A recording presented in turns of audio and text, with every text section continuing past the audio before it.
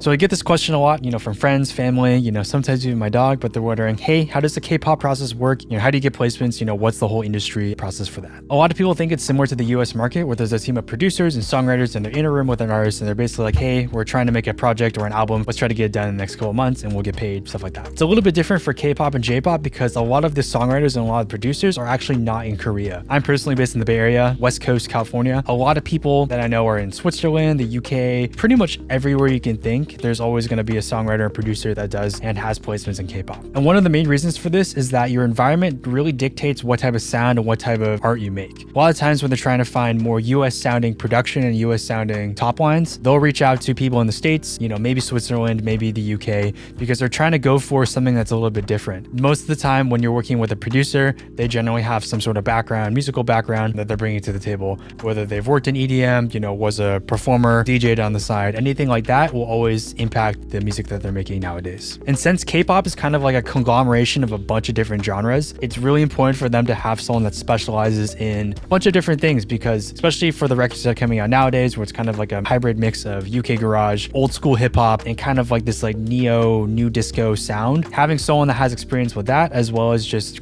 collaborating different genres, is really key for them to make sure everything sounds fresh and new. This always isn't the case too. Sometimes these bigger companies like JYP, SM will put on these camps, and they'll host these camps in usually major cities, so like LA, sometimes in Korea, but it really depends. But these camps are basically funded by the label or management company. They invite a lot of producers and songwriters there. They basically put them all in the room, have them there for like a week. They provide housing and food and whatnot. And they're like, hey, we want you to make songs for this next group's album or single. And they basically pair you in a room with people that you've most likely never met before, and you're basically there for like 3 or 4 hours and you're trying to make a song from scratch. Great way to network and a great way to meet a lot of new people for sure. I had a camp back in March with SM actually. Can't say what artist it was for. Same experience. I was in a room for 2 or 3 other people and we were basically there trying to make something for this next artist's album. Very cool experience. If you ever have the chance to do a writing camp, I highly recommend it. You meet a lot of cool people and potential collaborators. Some of the people that I met actually from that camp I still work with today on demo writing and pitching. But from the outside, K-pop seems like one unique thing where it's like, all right, everything is made and produced in Korea. Not the case. It's kind of like a wide international genre,